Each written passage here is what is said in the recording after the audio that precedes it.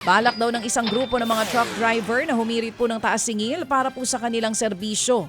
Sa programang ito, sinabi po ni Mary Zapata, presidente ng Confederation of Truckers Association of the Philippines o CTAP, na plano nilang magtaas ng 30%. Anya, kalahati raw kasi ng operational cost ay napupunta sa diesel.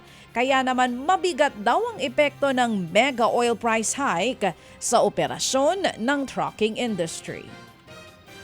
Pag tumaas ang ating petroleum product, kasunod na niyan ang other increases on the spare parts, lubricants, mga gulong, and other operational expenses. Kaya wala kaming choice but to make a request to our clients na pakinggan naman nila yung concern namin. Mga kapatid, yan nga po ang tinig ni Mary Zapata, presidente po ng Confederation of Truckers Association of the Philippines.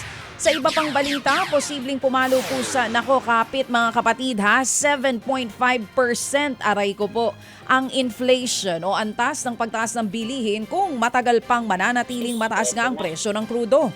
Ayon sa mga komputasyon ng DepDev, hindi malabong lumagpas ang inflation sa 2 hanggang 4% na target band ng gobyerno kung maglalaro sa $100 ang kada bariles ng krudo at mananatiling lagpas sa $80 hanggang sa Mayo. Pero kung tumagal pa raw ang ganyang presyohan hanggang Setyembre, posibleng bumilis ng hanggang 7.5% ang inflation.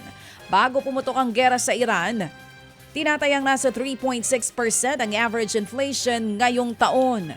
Pero ngayon posibleng maitala ito sa 4% hanggang 4.5%, depende kung gaano katagal mananatiling mataas ang presyohan ng krudo. Sa iba pang balita, nanawagan po ang palasyo sa mga mamimili na huwag pong mag-panic buying. Yun ay kung may pambili tayo ha. Tiniyak po yung panic buying para lang po sa mga may extra. Opo, karamihan naman day by day po ang kanila pong pamimili. Tiniyak po ng palasyo na sapat po ang supply ng petrolyo at pangunahing bilihin sa gitna nga po ng sigalot sa Middle East. Nagbigay ng babala ang palasyo laban sa mga nagbabalak na mag-hoard po ng supply ng petrolyo. Nauna naman ang sinabi ng DTI na wala pa silang natatanggap na request mula po sa mga manufacturer para magtaas ng presyo ng kanilang produkto. Wala pa rin naman daw nakikitang abnormal na taas presyo ang ahensya sa higit 170 establishmento sa Metro Manila.